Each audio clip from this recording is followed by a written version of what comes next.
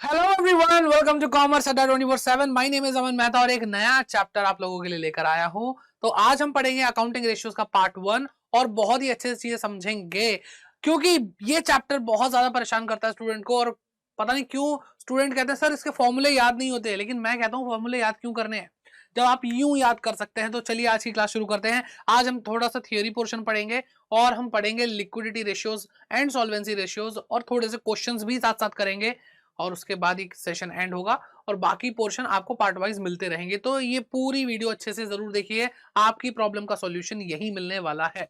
तो चलिए स्टार्ट करते हैं आज की क्लास। सबसे पहले भाई हम देखते हैं कि meaning of ratios and accounting ratios. तो रेशियोज क्या होते हैं, फिर हमें समझ में आया अकाउंटिंग रेशियोज क्या होते हैं। तो रेशियो हमें पता है कि हमने मैथ्स में पढ़े हुए हैं। तो ये एक अर्थमेटिकल मैथमेटिकल एक्सप्रेशन है जो रिलेशनशिप बताता है दो या दो से ज्यादा रिलेटेड और इंटरडिपेंडेंट चीजों में। ठीक है, कहने का मतलब क्या है कि अगर आप किसी चीज का रेशियो बना रहे हैं तो दो चीजें तो चाहिए ही होंगी ना, दो फैक्टर दो फिगर कुछ तो चाहिए होगा। ठीक, और उन दोनों चीजों में कुछ ना कुछ रिलेशन होना चाहिए, अदरवाइज वो रेशियो नहीं कहलाएगा।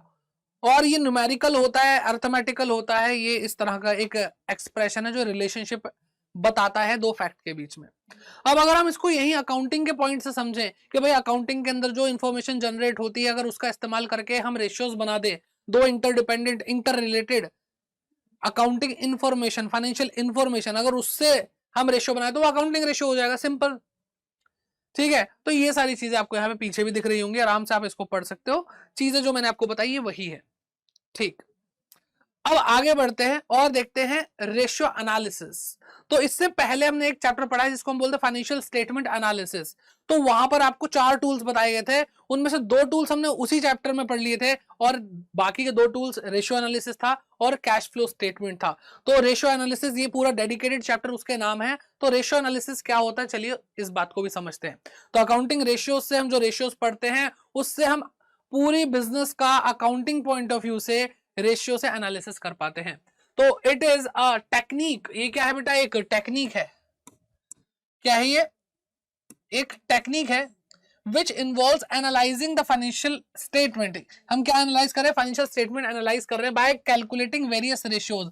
अलग अलग रेशियोज कैलकुलेट करेंगे हम, ठीक, उससे हम एनालिसिस करेंगे। It is the most important and powerful tool. ये मोस्ट इंपॉर्टेंट और पावरफुल टूल है जिससे हम क्या मेजर कर सकते हैं? परफॉर्मेंस मेजर कर सकते हैं बिजनेस की। तो ये बातें हैं जो आपको समझ में आ गई होंगी। बहुत आसान चीजें हैं, ज्यादा मुश्किल कुछ है ही नहीं, मैं आपको बता रहा हूँ। जहां चीजें मुश्किल होंगी वहां मैं आपको खुद बोल दूंगा, अपने दिमाग से चीजें मत चलाओ, अरे बड़ा मुश्किल है बड़ा मुश्किल है। ठीक है, सारा सोल्यूशन आपको यही मिल जाएगा। और अगर फिर भी कोई दिक्कत रहती है कमेंट बॉक्स में कमेंट करके आप जरूर पूछिए। ठीक, अब आते हैं कि भाई रेशियो एनालिसिस का उद्देश्य क्या है, क्या ऑब्जेक्टिव है, क्यों हम कर रहे हैं। तो टू नो द एरियाज, हमें वो एरियाज वो बातें जाननी है जहां पर इंटरप्राइज क्या बेटा, जहां पर इंटरप्राइज को और ज्यादा जरूरत है ध्यान देने की। दूसरा point, to know about the potential areas, और potential areas which can be improved on, यानी जहां पर अभी तक कंपनी, जहां पर अभी तक इंटरप्राइज ने अपना लक नहीं आजमाया वहां पोटेंशियल बहुत है, वो जहां पे इनको इंप्रूवमेंट करनी है उन एरियाज के बारे में भी आपको रेशियो एनालिसिस बताता है। Third point, to make inter as well as intra firm comparison. ये हमें इंटर और इंट्रा फर्म कंपैरिजन में बहुत मदद करता है और ये इंटर और इंट्रा फर्म हमने पिछले चैप्टर में पढ़ लिया है। ठीक है, कमेंट बॉक्स में अगर आपने अच्छे से पढ़ा है वो क्लास ली है तो कमेंट बॉक्स में कमेंट करके बताइए इंटर फर्म कंपैरिजन और इंट्रा फर्म कंपैरिजन क्या होता है। ठीक है, चलो फिर to provide analysis of liquidity. Liquidity का एनालिसिस हमें बताता है ये हमें सॉल्वेंसी का एनालिसिस बताता है, एक्टिविटी एनालिसिस और प्रॉफिटेबिलिटी एनालिसिस, और यही 4 टाइप के रेशियोज भी है। तो लिक्विडिटी रेशियो पढ़ेंगे, सॉल्वेंसी रेशियो पढ़ेंगे, एक्टिविटी रेशियो और प्रॉफिटेबिलिटी रेशियो पढ़ेंगे। फिफ्थ पॉइंट आता है to provide information useful for making estimate and preparing the plans for future.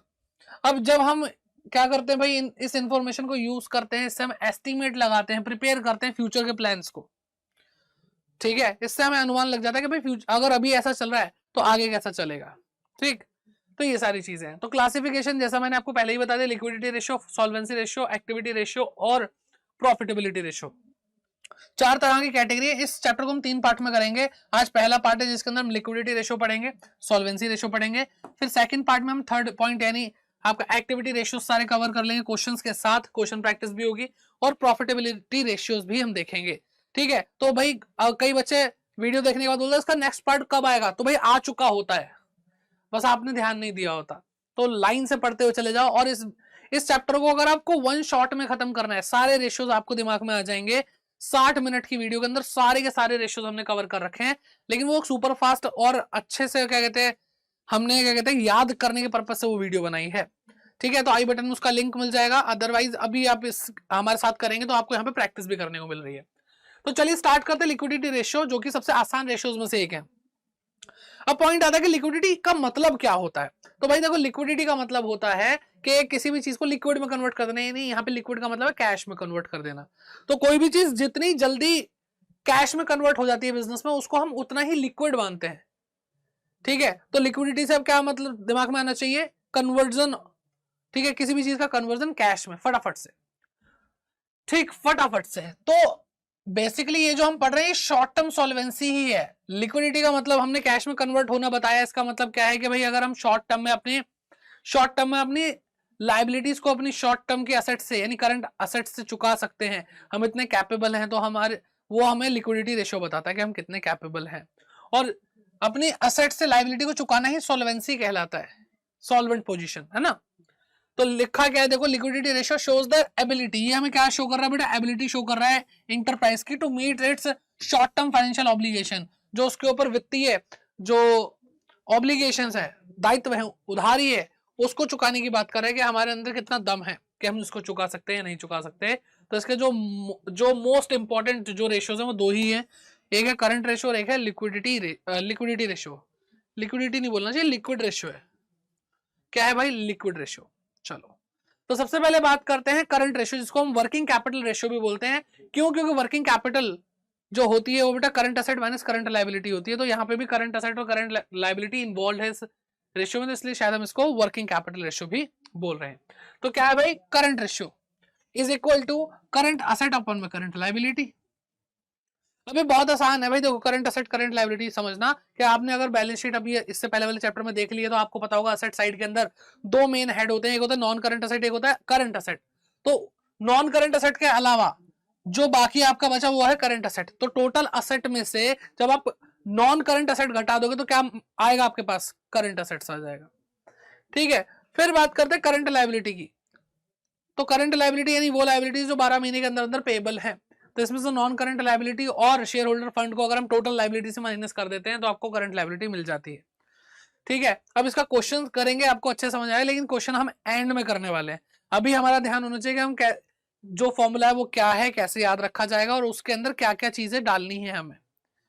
ठीक, चलो फिर आता है लिक्विड रेशियो या फिर क्विक रेशियो या फिर एसिड टेस्ट रेशियो, किसी भी नाम से बोलो, तीनों का मतलब एक ही है। तो यहां पर क्या है देखो, करंट रेशियो और लिक्विड रेशियो में फर्क कि भाई यहां पर ऊपर जो आपको करंट असेट दिखाई देती थी, अब उसकी जगह सिर्फ लिक्विड असेट है, जिसको हम क्विक असेट भी बोल सकते हैं। लेकिन नीचे आपको करंट लायबिलिटी दिखाई दे रही थी, अभी भी करंट लायबिलिटी ही दी हुई है। तो यहाँ पे ऐसा क्यों हुआ कि देखो करंट रेशियो ना एक लिक्विडिटी रेशियो तो है, लेकिन अगर हम उसको और प्रोसेस करते हैं, उसको और रिफाइन करते हैं, तो उससे भी एक बेहतर रेशियो निकलता है, और उसको हम बोलते हैं बेटा क्या, उसको हम बोलते हैं लिक्विड रेशियो। ठीक है, यानी ये वर्स्ट कंडीशन में जाकर के बताता है कि भाई क्या अभी भी आप इतने कैपेबल हो शॉर्ट टर्म में कि आप कुछ जो असेट्स हैं उनको हटाने के बाद भी आप इतने कैपेबल हो कि आप अपनी लायबिलिटीज को चुका सकते हैं। तो बेटा यहाँ पर करंट और क्विक असेट होती क्या है उसके बारे में बात कर लेते हैं। जब बेटा करंट असेट्स जो आप अभी पढ़ रहे थे, करंट असेट क्या क्या होती हैं, स्टॉक होते हैं, डेटर होते हैं, ट्रेड क्या होता है, बिल रिसीवेबल होते हैं, और कैश इन कैश इक्विवेलेंट होता है। ये सारी बहुत सारी चीजें आती हैं, वो हमारी करंट असेट्स होती हैं। इसके अंदर से हम दो ऐसी असेट्स को माइनस करेंगे जो बहुत मतलब वैसे तो करंट असेट है, वैसे तो लिक्विड फॉर्म में आ जाती है, लेकिन बाकी करंट असेट के कंपैरिजन में वो बहुत ही स्लो है लिक्विड होने में, यानी कैश में कन्वर्ट होने में। ठीक है, पहला तो क्या है भाई, इन्वेंट्री, यानी जो आप स्टॉक लाते हो वो एकदम से नहीं होता। सारी असेट्स में से ये जो है ये बहुत स्लो है कि भाई अभी अभी तो स्टॉक आया है, स्टॉक आएगा, फिर उसको जो टाइम लगेगा, गोडाउन में भी रहता है कुछ टाइम तक, आती तो बिक नहीं जाता, फिर वहां पे रहेगा यानी इन्वेंट्री में, फिर वो बिकेगा, बिकने के बाद वो डेटर के पास कुछ पैसा उधार अटका रहेगा, फिर वो दोबारा कैश मिलेगा, फिर खरीदा जाएगा, तो उसमें टाइम लगता है। ठीक है, तो इसलिए हम इसको इतना लिक्विड नहीं मानते, इसको इतना क्विक असेट नहीं मानते, तो इसलिए हम इसको करंट असेट में से माइनस कर रहे हैं। और एक और चीज माइनस कर रहे हैं, वो है हमारा भाई प्रीपेड एक्सपेंस। क्या? प्रीपेड एक्सपेंस हम माइनस कर रहे हैं। अगर आप करंट असेट में से इन्वेंट्री और प्रीपेड एक्सपेंस माइनस कर देते हो तो आपको लिक्विड या क्विक असेट मिल जाती है। ठीक है, क्योंकि प्रीपेड एक्सपेंस की भी अगर हम समझें फीलिंग्स, तो भाई हमने मान लो रेंट एडवांस में दे दिया, तो बेटा आप कभी भी किसी को एडवांस में पेमेंट करते हैं कोई खर्चा, तो ज्यादातर क्या होता है, कोई अपनी जेब से पैसा निकालना नहीं चाहता, वो कह रहा भाई 1 महीना और रह जाओ, अब पैसा तो मेरा खर्च हो गया, मैं तो नहीं दे पाऊंगा। आ रही है बात समझ में? अगर आपने किसी को गलती से दुकान वाले को ज्यादा पेटीएम कर दिया, अरे भैया सामान ले जाना, पैसा कहीं नहीं गया, तुम्हारा पैसा हमारे पास ही है, पैसा वापस नहीं मिलेगा भाई। तो इसलिए जो प्रीपेड एक्सपेंस है वो कैश में कन्वर्ट नहीं हो सकता। तो जो चीजें इतनी जल्दी कैश में कन्वर्ट नहीं होती उसको हम क्या मानते हैं बेटा, उनको हम माइनस कर देते हैं करंट असेट में से, और फिर बोलते हैं कि वो क्विक असेट है। ठीक है, इतना सा फर्क है। फिर बात करते हैं सॉल्वेंसी रेशियो की। Solvency ratio long term solvency की बात कर रहा है। जब शॉर्ट टर्म सॉल्वेंसी की बात करेंगे तो हम बोलेंगे लिक्विडिटी रेशियो है, लेकिन जब लॉन्ग टर्म सॉल्वेंसी की बात करेंगे तो बोलेंगे हम सॉल्वेंसी रेशियो ही पढ़ रहे हैं। लंबे समय तक के लिए वो चेक कर रहे हैं एबिलिटी कि तुम अपने बिजनेस को संभाल पाओगे नहीं संभाल पाओगे। Solvency ratios are calculated to जज the long term financial position के भाई लॉन्ग टर्म आप अपनी असेट में इतना दम है कि आप अपनी लायबिलिटी चुका सकोगे। ठीक है, और इसके अंदर कुछ जो मेन प्रोमिनेंट रेशियोज हैं वो यहाँ पे 4 दे रखे हैं। Debt to equity ratio, total debt to asset ratio, और sorry total asset to debt ratio, proprietary ratio है, और inventory coverage interest coverage ratio है। अब मैं जो आपको ये बता रहा हूँ ये आपको याद करना बहुत आसान हो जाएगा, मैं इसकी पर्सनल गारंटी लेता हूँ। बस ये वीडियो अभी ऐसे ही आगे पूरे ध्यान से देखते रहिए। ठीक है, सबसे पहले आता है डेट टू इक्विटी रेशियो। तो भाई देखो इसका नाम ही ध्यान रखो, debt to equity ratio, to को काटो तो क्या होगा, डेट अपॉन में इक्विटी रेशियो, ऐसे याद रखना है। तो डेट ऊपर इक्विटी नीचे। इक्विटी का मतलब क्या भाई, कैपिटल। कैपिटल कंपनी के केस में क्या होता है, share holder fund. Share holder fund में क्या क्या आता है बेटा, शेयर कैपिटल आता है। क्या आता है, share capital, reserve and surplus, share warrant, वो है ना, पेंडिंग अलॉटमेंट, वो वाला सारा सब कुछ आ जाता है।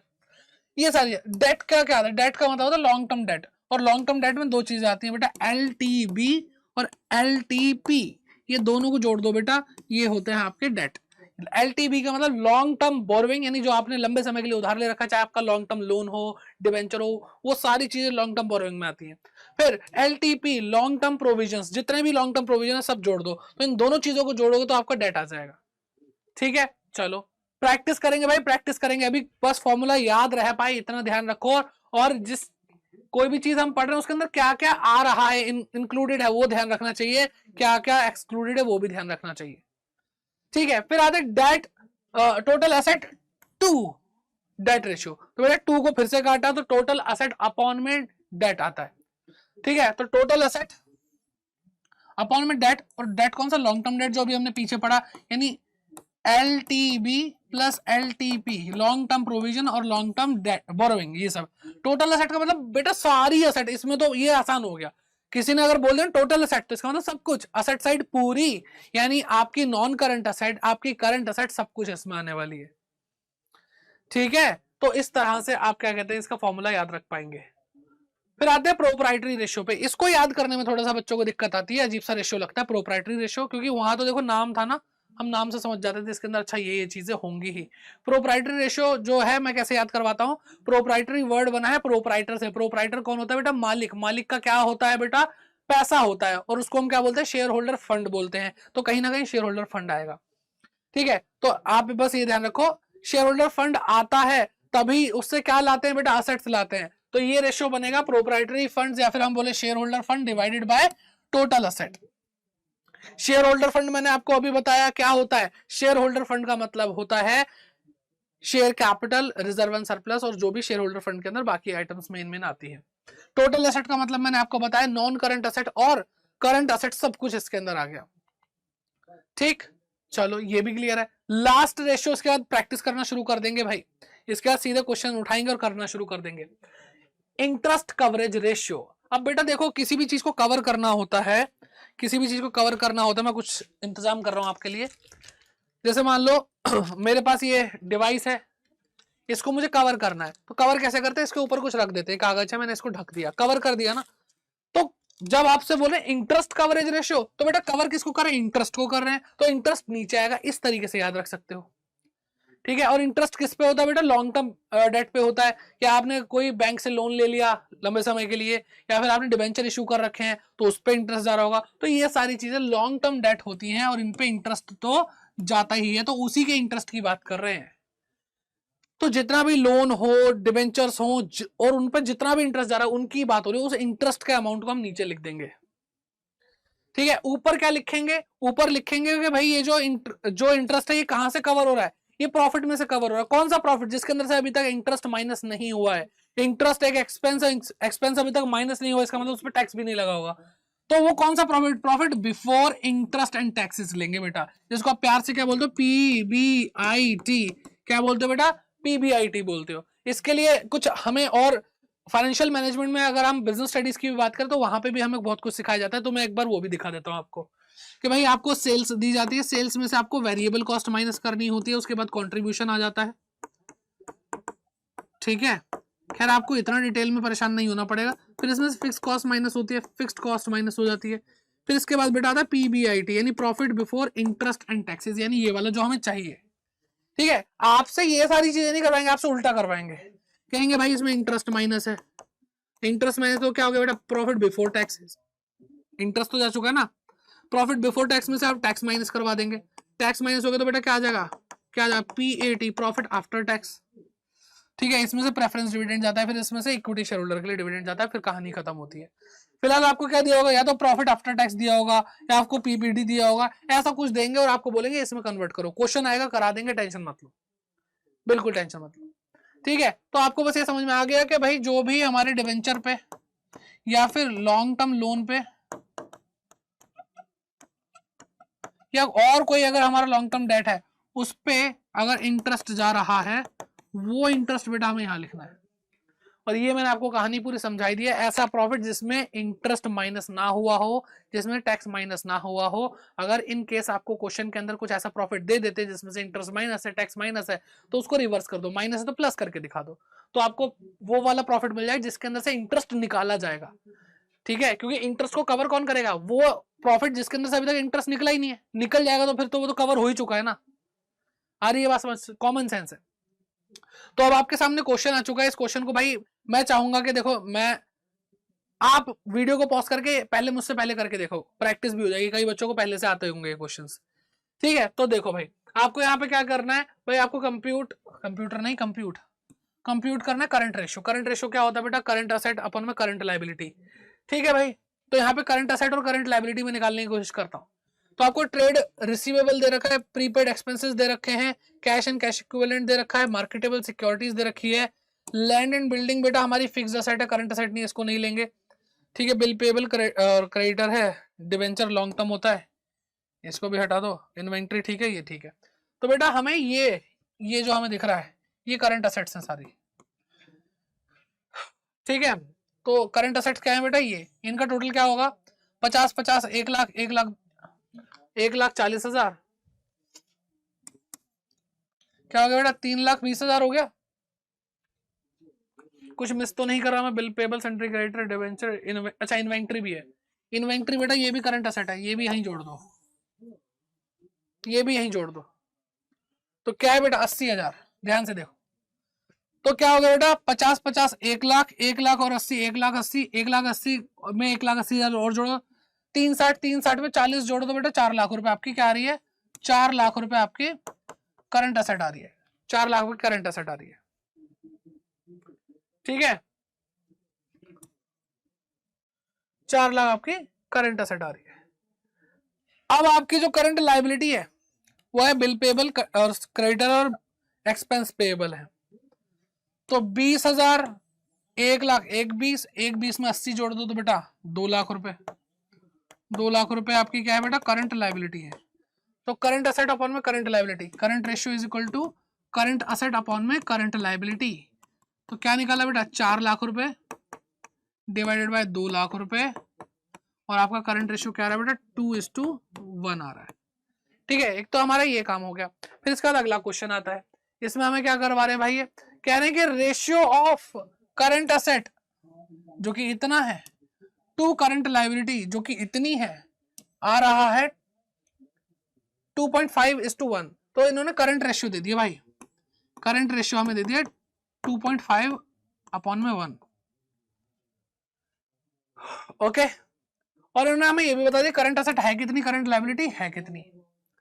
फिर कह रहे हैं firm wants to maintain current ratio, कह रहे हैं कि फर्म तो चाहती है कि 2:1 हो, 2.5:1 ना हो, 2:1 चाहती है।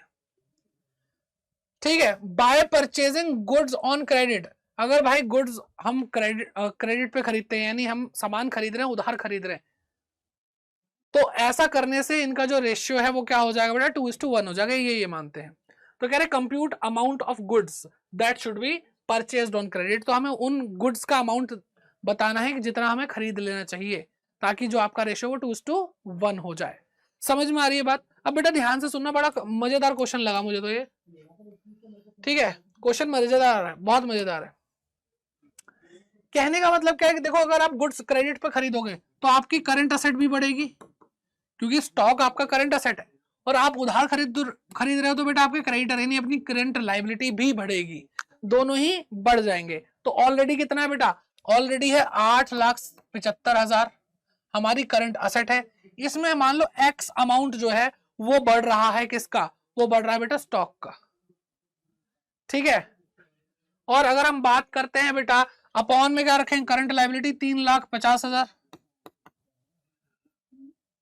और इसमें क्या बढ़ रहा है बेटा, इसके अंदर करंट असेट्स करंट लायबिलिटी यानी मेरा क्रेडिटर बढ़ रहा है, तो कितना बढ़ रहा है, जितना स्टॉक बढ़ रहा है उतना ही बढ़ रहा है, तो दोनों की वैल्यू एक्स होगी।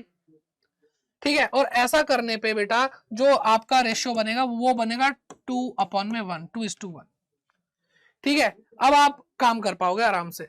तो भाई 8,75,000 प्लस एक्स, और ये जो नीचे आपको पोर्शन दिख रहा है वो उधर चला जाएगा, मल्टीप्लाई हो जाएगा 2 से मल्टीप्लाई होते ही, ठीक है 2 से मल्टीप्लाई करते हैं हम,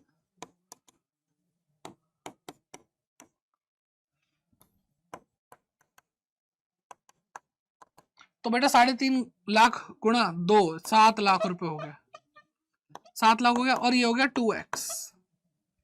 ठीक है, अब x को उधर भेजूंगा तो 2x में से x माइनस हो जाएगा, और 8,75,000 के पास 7 लाख को भेजूंगा तो 1,75,000 हो जाएगा। तो आपका x की वैल्यू क्या आ रही है बेटा, 1,75,000 आ रही है। x क्या बेटा, अमाउंट ऑफ क्रेडिटर बोलो चाहे अमाउंट ऑफ स्टॉक बोलो जो हमें उधार खरीदना है, तो आपका आंसर क्या हो गया बेटा, 1,75,000, 1,75,000 हो गया। ठीक है, बड़ा प्यारा क्वेश्चन है। बच्चे कई बार गलती करते हैं ये वाली कि भाई दोनों को x नहीं मानते, समझ नहीं आता क्वेश्चन करें कैसे। आपके अंदर कमी नहीं है, आपको बस समझ में नहीं आ रहा, एक बार बता दो तो आपको समझ में आ जाएगा। ठीक है, अगला क्वेश्चन। तो भाई हमने लिक्विडिटी से काम किया, अब बात करते हैं बेटा सॉल्वेंसी रेशियो की। तो कह रहे कैलकुलेट करना आपको debt to equity ratio, debt to equity ratio करना है आपको। अब इसका फॉर्मूला तो आपको पता ही है, डेट अपॉन में इक्विटी, और डेट का मतलब क्या बेटा, long term borrowing plus long term provision. Equity का मतलब क्या है, शेयर होल्डर फंड कंप्लीट। तो देखो क्या क्या लिखा हुआ है, इक्विटी दे रखी है भाई, इक्विटी शेयर होल्डर। ठीक है, तो मैं लिख देता हूं डेट टू इक्विटी रेशियो क्या है बेटा, डेट अपॉन में इक्विटी।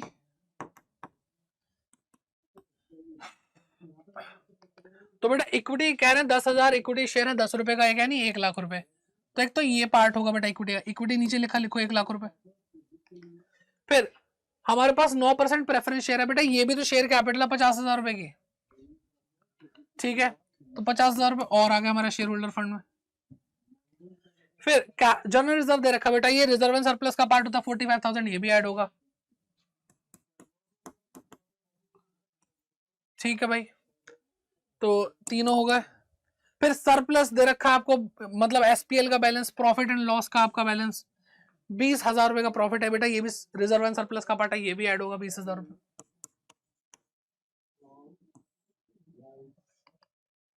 ठीक, ये भी हो गया। डिबेंचर्स दे रखे, करंट लायबिलिटी हमें नहीं चाहिए, डिबेंचर दे रखे मतलब यही है भाई, 75,000 रुपए का आपका लॉन्ग टर्म डेट है, तो ऊपर लिख दो भाई 75,000। ठीक, अब क्या रहा है 75,000 ऊपर का टोटल मैं मानता हूँ मुश्किल है, लेकिन कोई बात नहीं, मैं कर लूंगा दिल पे पत्थर रख के। ठीक है, 1,00,000, 1,50,000, 1,95,000 और 2,15,000, क्या हो गया बेटा 2,00,000 15,000 आ गया। ठीक है, अब आप इसको सिंप्लीफाई करोगे तो आपका रेशियो पता क्या बनेगा, आपका रेशियो बनेगा 0.35:1। ठीक है, ये आपका आंसर होगा, ये आपका आंसर है। इस तरीके से आप काम करोगे हो जाएगा। बस आपको ध्यान रखना है रेशियो क्या था, उसके अंदर क्या इंक्लूडेड है बस। अगला क्वेश्चन, अगला क्वेश्चन क्या है, टोटल डेट आपको दे रखा है। टोटल डेट का मतलब पूरा उधार, यानी इसमें नॉन करंट लायबिलिटी भी और करंट लायबिलिटी भी है। इसका मतलब इसके अंदर शेयर होल्डर फंड नहीं है। 12 लाख रुपए का भाई करंट लायबिलिटी आपको दे रखी है 4 लाख रुपए की। अब जैसे ही आपने टोटल डेट में से करंट लायबिलिटी घटाई तो आपको मिल जाएगा क्या, आपको मिल जाएगा आपका डेट मिल जाएगा, long term debt. Capital employed दे रखी है, यानी शेयर कैपिटल दे रखी है आपको, शेयर होल्डर फंड दे रखा है ओवरऑल।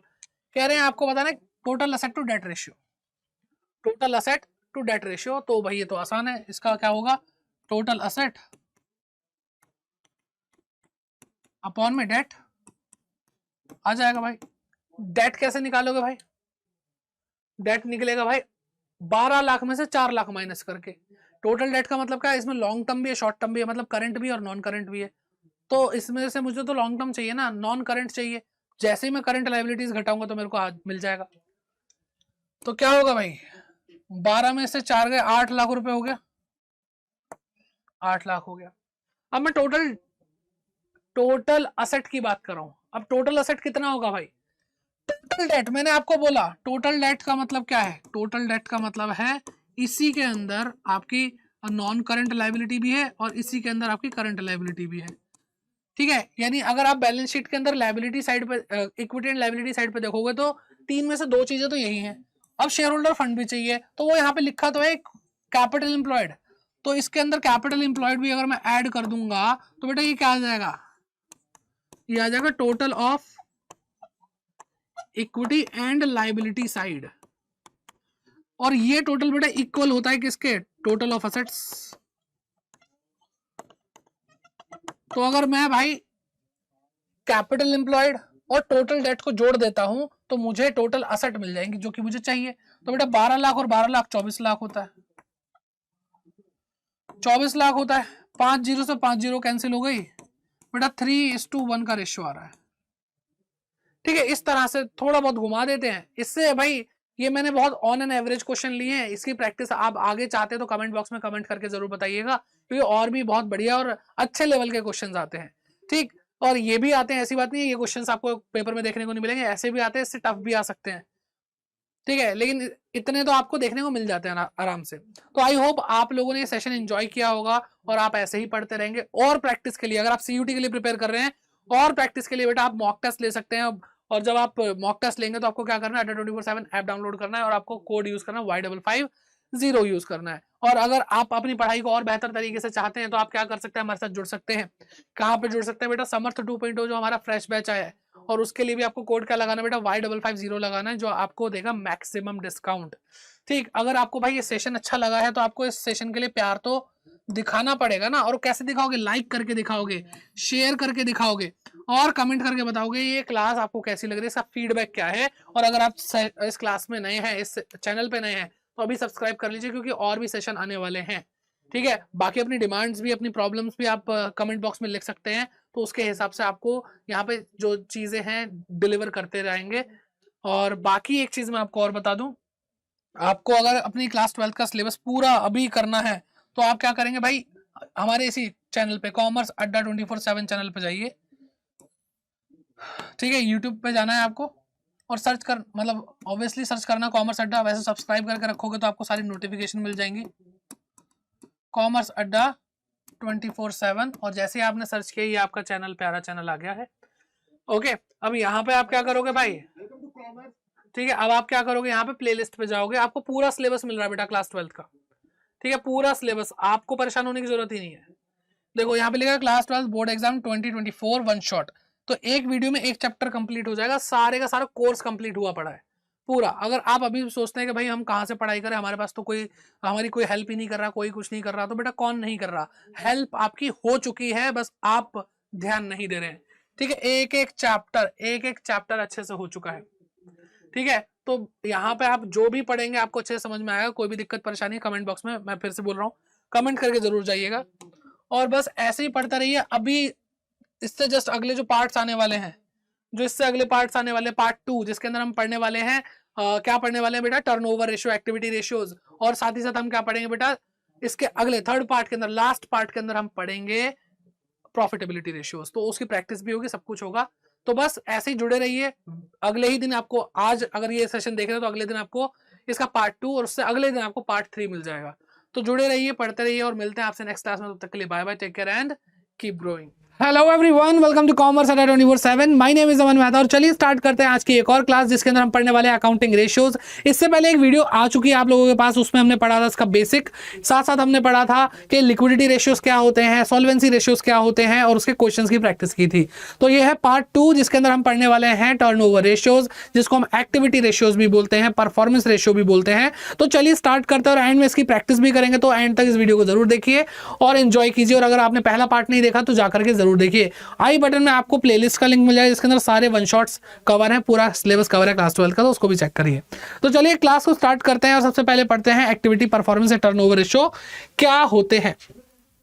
ठीक है, तो एक्टिविटी रेशियो देखो और टर्नओवर रेशियो, इन दो वर्ड से मैं बहुत कुछ आपको याद दिला दूंगा, इसी से आपके दिमाग में सारे फॉर्मूले फिट हो जाएंगे, बस ये बात ध्यान रखना।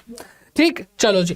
तो turnover ratios, how efficiently a company is using its asset. ये रेशियोज हमें बताते हैं कि हमारी जो कंपनी है वो असेट को कितना एफिशिएंटली, सही तरीके से यूज कर रही है सेल्स को जनरेट करने के लिए।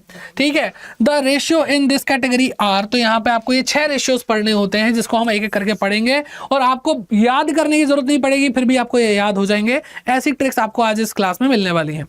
ठीक है, तो भाई आपको मैं 2 चीजें बताऊंगा एक्टिविटी रेशियो, टर्नओवर रेशियो के बारे में, कि भाई पहली चीज तो ये स्पीड को, स्पीड देखती है। कभी भी अगर आपको स्पीड चेक करनी है तो आप टर्नओवर रेशियो का यूज करेंगे। दूसरी चीज, यहाँ पे इन 2 वर्ड्स का यूज बहुत ज्यादा है।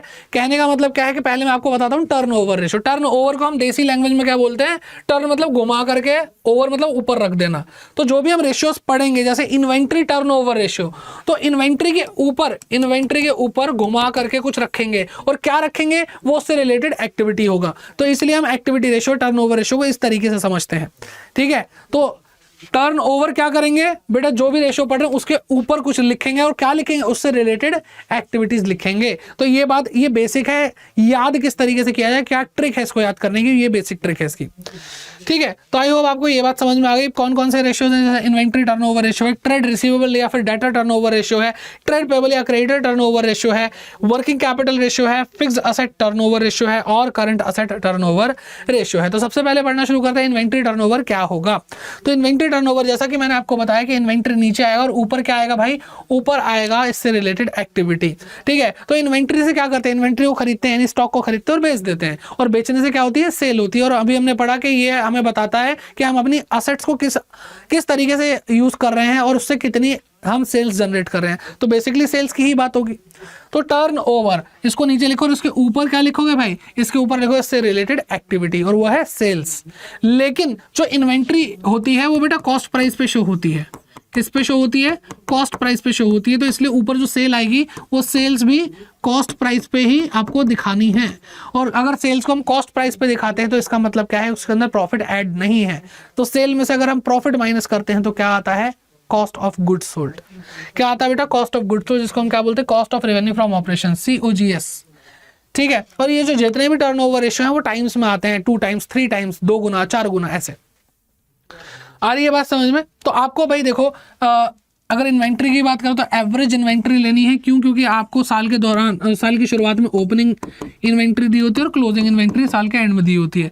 तो opening plus closing inventory divided by 2 करोगे तो आपको एवरेज इन्वेंट्री मिल जाएगी। क्योंकि हमें नहीं पता कि हमें इस इन्वेंट्री को लेना है या इस इन्वेंट्री को लेना है। जो इन्वेंट्री वो ड्यूरिंग द ईयर क्या हो रही है बेटा, फ्लक्चुएट हो रही है।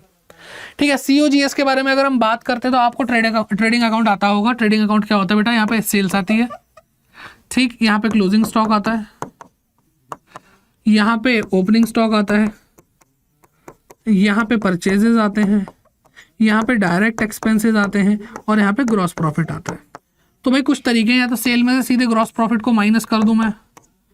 अगर मैं माइनस करूंगा तो बेटा क्या आ जाएगा, कॉस्ट ऑफ गुड्स सोल्ड आ जाएगा। या फिर क्या कर सकते हैं भाई कि जितने भी इसके अलावा अगर हम दूसरा तरीका ढूंढे COGS निकालने का, तो वो ये है कि जितने भी आपके ओपनिंग स्टॉक, परचेजेज और डायरेक्ट एक्सपेंसेस हैं उसमें से आप क्लोजिंग स्टॉक को माइनस कर दोगे तो आपको क्या मिलेगा भाई, आपको COGS मिल जाएगी। तो ये दो तरीके हैं, क्या भाई, COGS is equal to sales, net sales minus आपका ग्रॉस प्रॉफिट। एक तो ऐसे निकाल सकते हो, या फिर COGS is equal to opening stock plus purchases plus direct expenses minus closing stock, ऐसे निकाल सकते हो। तो ये कुछ तरीके जिससे आप ये काम कर पाएंगे। आई होप आपको समझ में आ चुका है। फिर आता है ट्रेड रिसीवेबल टर्नओवर रेशियो, जिसको मैं प्यार से बोलता हूँ टर रेशियो। और ये टर कौन करता है बेटा, मेंढक करता है, जिसको हम मेंढक रेशियो बोलेंगे। ठीक है, ये याद करने का ऊट पटंग तरीके हैं, जब कोई चीजें वियर्ड होती है तो आपको दिमाग में रहती हैं। तो टर रेशियो, तो ट्रेड रिसीवेबल वर्ड क्या होता है बेटा, ये होता है जो हमें व्यापार से पैसा मिलना, और व्यापार में से किससे पैसा मिलता है, डेटर से पैसा मिलता है या फिर बिल रिसीवेबल से पैसा मिलता है। तो इन दोनों को जब जोड़ते हैं तो ट्रेड रिसीवेबल आता है। ठीक है, अब इसको हम डेटर टर्नओवर रेशियो भी बोल सकते हैं।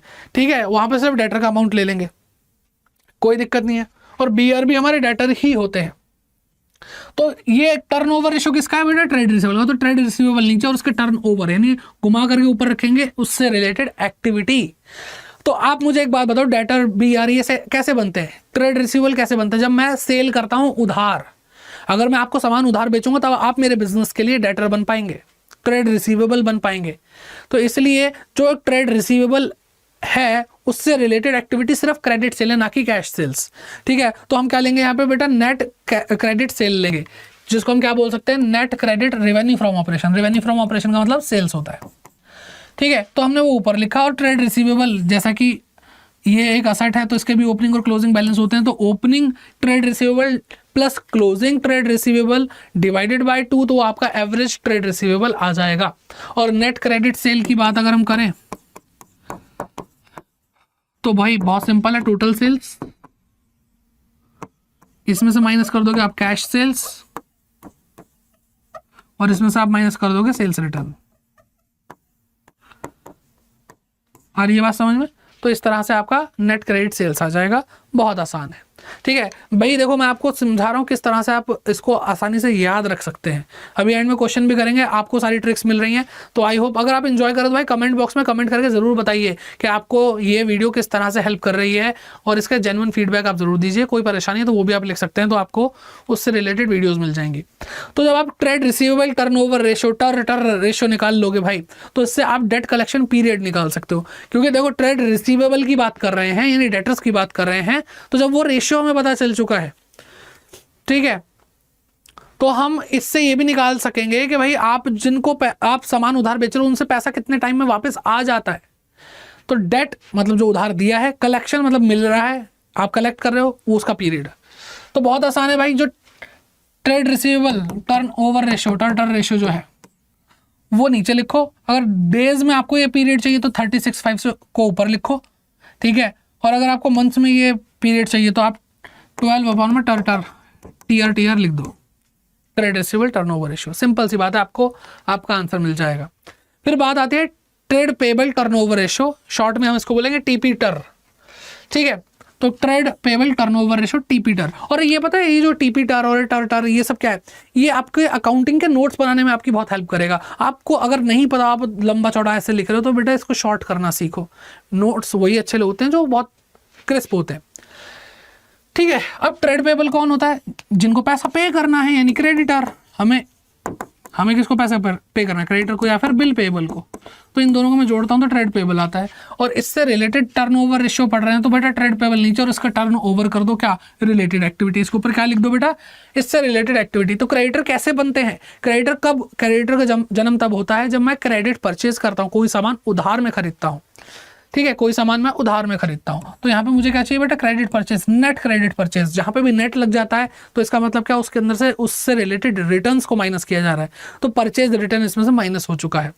और यहाँ पे ट्रेड पेबल भी ओपनिंग और क्लोजिंग होते हैं, तो इन दोनों को जोड़ करके ओपनिंग बैलेंस और क्लोजिंग बैलेंस ट्रेड पेबल के, उसको जोड़ करके डिवाइड करेंगे 2 से, तो एवरेज ट्रेड पेबल हम यूज करने वाले हैं। ठीक है, तो नेट क्रेडिट परचेज के बारे में बात कर लेते हैं। क्या है भाई, टोटल परचेस इसमें से हम माइनस करेंगे कैश परचेज जो हमने नगद खरीदा वो माइनस हो जाएगा, और इसमें से हम माइनस करेंगे परचेज रिटर्न। ठीक है, तो ये बहुत सिंपल सी चीज़ें हैं। अब अगर आप ट्रेड रिसीवेबल टर्नओवर रेशियो से डेट कलेक्शन पीरियड निकाल सकते हो, तो ऐसे ही ट्रेड पेबल टर्नओवर रेशियो से आपको वो समय मिल जाएगा, वो पीरियड मिल जाएगा जिसमें आपको पैसा लौटाना होता है। तो इसको हम क्या बोलते हैं, एवरेज पेमेंट पीरियड या फिर एवरेज एज ऑफ पेबल्स। ठीक है, तो भाई देखो वही वाला फॉर्मूला जो वहाँ लगाया था वो यहाँ लग जाएगा। अगर आपको मंथ्स में ये पीरियड चाहिए तो 12 से, डेज में चाहिए तो 365 को नीचे डिवाइड कर दो ट्रेड पेबल टर्नओवर रेशियो से। ठीक है, एक तो ये तरीका है। सर ऊपर वाला समझाओ बेटा, ऊपर वाला भी यही है, लेकिन ये जो नीचे फॉर्मूला लिखा है ट्रेड पेबल टर्नओवर रेशियो, क्या होता है फॉर्मूला इसका formula net credit purchase divided by average trade payable. तो बेटा अगर मैं इसको नीचे ओपन कर देता हूं तो ये रेसिप्रोकल होकर ऊपर आ जाएगा और ये रेशियो अब क्या हो जाएगा, रेसिप्रोकल हो जाएगा, उल्टा हो जाएगा। तो इसलिए उल्टा हो जाएगा, तो एवरेज ट्रेड पेबल ऊपर divided by net credit purchase into में नंबर ऑफ मंथ यानी 12, या फिर अगर डेज में निकालना है तो 365, और अगर लीप ईयर है तो 366 ले लेंगे। ठीक है, तो इस तरीके से आप कर सकते हैं। फिर इसके बाद क्या आता है, working capital turnover ratio. Working capital turnover ratio क्या होता है? ठीक है, वर्किंग कैपिटल टर्नओवर रेशियो यहाँ पे गलत लिखा हुआ है, working capital turnover ratio WCTR। अब वर्किंग कैपिटल किस लिए लगाई जाती है? पहली चीज तो यह है, वर्किंग कैपिटल होती क्या है सर? बेटा वर्किंग कैपिटल का मतलब होता है जो कैपिटल वर्क कर रही है, यानी बार बार चले जा रही है, यूज की जा रही है, सर्कुलेट हो रही है, जिसको हम चालू पूंजी बोलते हैं। ठीक है, यानी करंट असेट्स के अंदर जो लगी हुई है हमारा पैसा। तो हमारा पैसा क्या लगा हुआ है करंट असेट के अंदर? करंट असेट के अंदर करंट लाइबिलिटी का भी पैसा लगा हुआ है। तो मैं लाइबिलिटी माइनस करूंगा करंट असेट में से, तो जो माइनस करने पे आ रहा है वो मेरा पैसा है जो बिजनेस में बार बार सर्कुलेट हो रहा है, इसलिए उसको हम क्या बोल रहे हैं बेटा, वर्किंग कैपिटल बोल रहे हैं। करंट लाइबिलिटी, क्योंकि असेट जो है हमारी, करंट असेट जो है उसमें या तो मेरा पैसा लगा हुआ है या फिर जो बाहर वालों से हमने शॉर्ट टर्म के लिए पैसा ले रखा है या स्टॉक ले रखा है, तो उनका भी पैसा इसमें इन्वॉल्व है। तो हमें तो सिर्फ वो पैसा चाहिए ना जो हमें चाहिए, हमारा है। करंट लाइबिलिटी तो भाई बाहर वाले लोगों का पैसा लगा हुआ है, तो उसको हम हटा रहे हैं, तो ये आ रहा है बेटा वर्किंग कैपिटल आ रहा है, तो वो हम नीचे लिखेंगे। ठीक है, वो हमने नीचे लिखा। और ये वर्किंग कैपिटल किस लिए यूज हो रही है? ताकि हम अपनी सेल्स कर पाए। तो इससे रिलेटेड एक्टिविटी क्या है बेटा? सेल्स है। नेट रेवेन्यू फ्रॉम ऑपरेशन यानी नेट सेल्स, कैश वाली भी और क्रेडिट वाली भी, टोटल सेल्स की बात हो रही है, टोटल सेल्स। ठीक है, जिसमें से हमने रिटर्न्स माइनस कर रखे हैं। ठीक है, तो यहाँ पे क्या है, नेट सेल्स की बात हो रही है, is equal to total sales minus sales return. ठीक है, आई होप आपको समझ में आ गया होगा। ठीक, ये भी इजी है। अब इसके बाद बात करते हैं फिक्स्ड असेट टर्नओवर रेशियो की। किसकी बेटा? फिक्स्ड असेट टर्नओवर रेशियो की। अब दो तरीके से काम बनेगा। ठीक है, नेट सेल्स, और यहाँ पे ये नहीं, एवरेज यहाँ पे लिखना है। तो क्या बेटा, एक फॉर्मूला है नेट सेल अपॉन में एवरेज फिक्स्ड असेट, क्योंकि fixed asset opening fixed asset plus closing fixed asset divided by 2, तो आपकी एवरेज फिक्स्ड असेट आ जाएगी। और ऊपर क्या लिखेंगे बेटा? नेट सेल, क्योंकि जो हम असेट भी यूज कर रहे हैं चाहे वो फिक्स्ड हो, वो भी तो सेल्स जनरेट करने के लिए की जा रही है। मैंने आपको पहले ही बता दिया, टर्नओवर रेशियोज वो रेशियोज हैं जो आपको बताते हैं कि आपकी कंपनी कितना एफिशिएंटली अपनी असेट को यूज करके क्या कर रही है, सेल्स जनरेट कर रही है। ठीक है, और यहाँ पे नेट सेल लिखेंगे, नेट सेल को नीचे नेट फिक्स्ड एसेट भी यूज कर सकते हैं। अगर आपको ओपनिंग क्लोजिंग बैलेंस नहीं दिया तो नेट फिक्स्ड एसेट भी यूज कर सकते हैं। सर ये फिक्स्ड एसेट नेट कैसे होती है? तो बेटा नेट फिक्स्ड एसेट्स का मतलब है जिसके अंदर से उसका एक्यूमुलेटेड डेप्रिसिएशन माइनस हो चुका है। तो ये आपके total assets minus accumulated depreciation. Accumulated depreciation का मतलब क्या? कि आपका प्रोविजन फॉर डेप्रिसिएशन। ठीक, तो ये इस तरह से हो जाएगा। फिर आता है करंट असेट टर्नओवर रेशियो, और ये लास्ट रेशियो आई होप आपका। ठीक, current asset turnover ratio CATR। अब यहाँ पे करंट असेट टर्नओवर रेशियो में भी हम टोटल असेट को नीचे लिखेंगे और ऊपर क्या लिखेंगे भाई? नेट सेल्स को लिखेंगे। ठीक, आपको पता है टोटल असेट क्या होती है, जिसमें करंट असेट और नॉन करंट असेट सारी आ जाती हैं, और नेट सेल्स, और यहाँ पे एवरेज लिखा हुआ है, एवरेज यहाँ लिखो। ठीक है, तो ये सारी चीजें। अब हम क्वेश्चन करते हैं। फॉर्मूले याद हो गए होंगे, आई होप आपको अच्छे से याद हो गए होंगे। ठीक, बहुत अच्छे से याद हो गए होंगे। अब बात करते हैं from the following particulars determine trade receivable turnover ratio. आपसे टर्टर मेंढक रेशियो पूछ रहे हैं, तो आपको क्या करना है भाई, पहले तो लिख के देख लो भाई क्या होता है। एवरेज ट्रेड रिसीवेबल नीचे लिखेंगे, ऊपर क्या लिखेंगे भाई, ऊपर लिखेंगे नेट क्रेडिट सेल्स लिखेंगे। अब ध्यान से देखो क्या है, revenue from operation, net sales आपको दे रखी है, इसमें क्रेडिट रेवेन्यू फ्रॉम ऑपरेशन यानी क्रेडिट सेल, हमें तो क्रेडिट सेल चाहिए, तो भाई ये लो 8 लाख रुपए हमने लिख दिए। फिर आता है ट्रेड रिसीवेबल, ट्रेड रिसीवेबल क्या है बेटा, 1 लाख रुपए, कोई ओपनिंग कोई क्लोजिंग नहीं दे रखा, एवरेज लिखने की, एवरेज निकालने का कोई काम ही नहीं है हमारे पास, तो ये आ जाएगा क्या आ रहा है बेटा, 8 टाइम्स आ रहा है। आसान क्वेश्चन था, इससे मुश्किल क्वेश्चन आते हैं, इतना आसान क्वेश्चन भी आएगा। अगला क्वेश्चन देखेंगे आपको अच्छे से समझ में आ जाएगा। देखो अब इसमें क्या पूछ रहा है भाई, फ्रॉम द फॉलोइंग डाटा, आपको कुछ डाटा दे रखा है, कैलकुलेट इन्वेंट्री टर्नओवर रेशियो, आपको इन्वेंट्री टर्नओवर रेशियो निकालना है, ठीक है। और इन्वेंट्री टर्नओवर रेशियो कैसे निकालते हैं, एवरेज इन्वेंट्री, ऊपर क्या लिखेंगे, उससे रिलेटेड एक्टिविटी यानी COGS ये लिखेंगे। तो भाई आपको टोटल सेल्स दे रखी है, सेल्स रिटर्न दे रखा है, और COGS चाहिए, तो भाई उसमें से प्रॉफिट दे रखा है तो प्रॉफिट माइनस कर लेंगे। तो बेटा आपके COGS क्या आएगी, 5 लाख माइनस 50,000 आपका जो रिटर्न्स आ गए, तो 4,50,000 हो गया। फिर ग्रॉस प्रॉफिट माइनस करूंगा तभी तो कॉस्ट बनेगी, क्योंकि हमें कॉस्ट पे ही लेना होता है सेल्स को, तो 3,60,000 आ गया।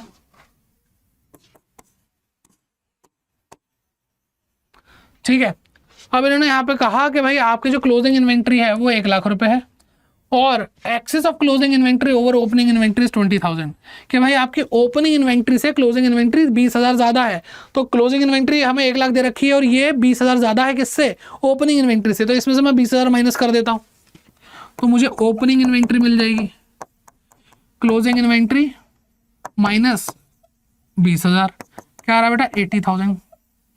अब हमें क्या निकालना है, एवरेज इन्वेंट्री निकालनी है। कैसे निकालोगे भाई, 1 लाख क्लोजिंग और 80,000 ओपनिंग डिवाइडेड बाय 2, तो 1,80,000 डिवाइडेड बाय 2 इज 90,000, क्या होगा बेटा 90,000 होगा, तो यहाँ पे 90,000 मैंने लिख दिया। ठीक है, तो रेशियो क्या बनेगा बेटा, 4 टाइम्स, क्या बनेगा 4 टाइम्स बनेगा। तो वैसे तो भाई देखो इतने सारे क्वेश्चंस हैं भाई, जितने कर लो कम है, सबसे ज्यादा क्वेश्चंस आपको अगर कोई भी बुक देखो, DK गोयल सर की बुक है, TS ग्रेवाल सर की बुक है, पूरे अकाउंटिंग के अंदर सबसे ज्यादा इलिस्ट्रेशन और अनसॉल्व्ड क्वेश्चन इसी चैप्टर से दिए गए हैं, तो भाई बहुत ज़्यादा प्रैक्टिस की जरूरत है। ये बहुत ही एवरेज क्वेश्चन मैं आपके लिए लाया हूँ, ताकि शुरुआत में तो आपको नॉर्मल क्वेश्चन ही कराने हैं, धीरे धीरे लेवल अप होगा। तो अगर आपको और प्रैक्टिस करनी है तो भाई हमारे साथ जुड़े रहिए इसी चैनल पे, और अगर चाहिए प्रैक्टिस सेशन तो कमेंट बॉक्स में कमेंट करके ज़रूर बताइए। ठीक है, तो आई होप आपको ये सारी चीज़ें समझ में आ गई होंगी, और प्रैक्टिस के लिए अगर आप CUT की भी तैयारी कर रहे हैं तो भाई आपको ये चैप्टर तो बहुत काम आएगा ही आएगा। और आपको क्या करना है भाई, प्रैक्टिस खूब करनी है, तो मॉक टेस्ट आपके लिए अवेलेबल है। आपको क्या करना है, आपको कोड लगाना Y550 और आप मॉक टेस्ट ले सकते हैं भाई। सबसे बढ़िया मॉक टेस्ट मुझे यहाँ पे ये दिख रहा है, 120 मॉक टेस्ट है, यानी भाई प्रैक्टिस के लिए पूरा इंतजाम हो जाएगा। 120 मॉक टेस्ट है कॉमर्स डोमेन के, जिसके अंदर accountancy, business studies, economics, mathematics सब कुछ है। ठीक, और बाकी अगर आपको और डिटेल में पढ़ना है तो हमारे साथ समर्थ बैच में जुड़ सकते हैं। समर्थ 2.0 हमारा बैच आया, फ्रेश बैच है, और यहाँ पर आप फिर से कोड लगाएंगे Y550, तो इससे मिलेगा आपको मैक्सिमम डिस्काउंट। तो भाई आपको ये करके हमारे साथ जुड़ जाना। कैसे जुड़ोगे वो भी बता देता हूँ, तो लेकिन उससे पहले मैं आपको बता दूं भाई, आपको इस सेशन को पूरा प्यार देना है, लाइक करके और शेयर करके, और कमेंट में बताइए कि भाई आपको क्लास कैसी लग रही है। जेन्युइन फीडबैक मैं ज़रूर देखना चाहूँगा, पर्सनली अगर देखूंगा। और सब्सक्राइब कीजिए इस चैनल को, क्योंकि अगर आपने अभी तक इसको सब्सक्राइब नहीं किया तो भाई आप बहुत सारी चीज़ें से मिस हो रहे हैं, आप मिस कर रहे हैं उन चीज़ों को, क्योंकि यहाँ पे सिलेबस भी पूरा हो चुका है। तो मैं आपको वो भी दिखाता हूँ कि आपके अकाउंट का क्लास 12 का सिलेबस कंप्लीट आई बटन में आपको मिल जाएगा, नहीं तो डिस्क्रिप्शन में मिल जाएगा, ज़रूर चेक करिए। आप क्या कर सकते हैं भाई, पहली बात तो आप अगर हमारे साथ जुड़ना चाहते हैं बैचेस के अंदर, या आप एनरोल करना चाहते हैं टेस्ट सीरीज की, तो बेटा आपको अड्डा 24/7 ऐप डाउनलोड करना है, या फिर आप गूगल पे जाकर अड्डा 24/7 ऐसे सर्च करोगे, और पहली वेबसाइट यहाँ पे adda247.com आ रही है, इस पर क्लिक करोगे, ऑल कोर्सेज पे क्लिक करोगे, राइट हैंड पे आपको अंडर ग्रेड एंट्रेंस एग्जाम दिखाई देगा, लेफ्ट हैंड पे CUT सेलेक्ट करोगे और आप CUT कॉमर्स पे जाओगे। फिर यहाँ पे आपको ये दिख रहा है समर्थ 2.0, और यहाँ पे समर्थ 2.0 के बाद यहाँ पे बाय नाउ पे क्लिक करोगे, और आपको जो यहाँ पे अमाउंट दिख रहा है उससे कम पे करना है। कैसे कम हो जाएगा बेटा, कोड लगा करके Y550, ठीक है, Y550 कोड याद रखना, नहीं तो डिस्काउंट नहीं मिलेगा, तो फिर नुकसान आपका है। ठीक है, जैसे क्लिक करो तो 6639 का हो गया आपका, ये जो प्राइस है और कम हो जाएगा। ऐसे ही आप टेस्ट सीरीज भी ले सकते हैं, और प्रैक्टिस भाई भरपूर कर सकते हैं, और प्रैक्टिस करना ज़रूरी बहुत ज़्यादा है।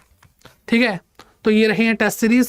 जैसा कि मैं आपको बता रहा था, ज़्यादा कोई अमाउंट नहीं है, बहुत मिनिमम सा अमाउंट है।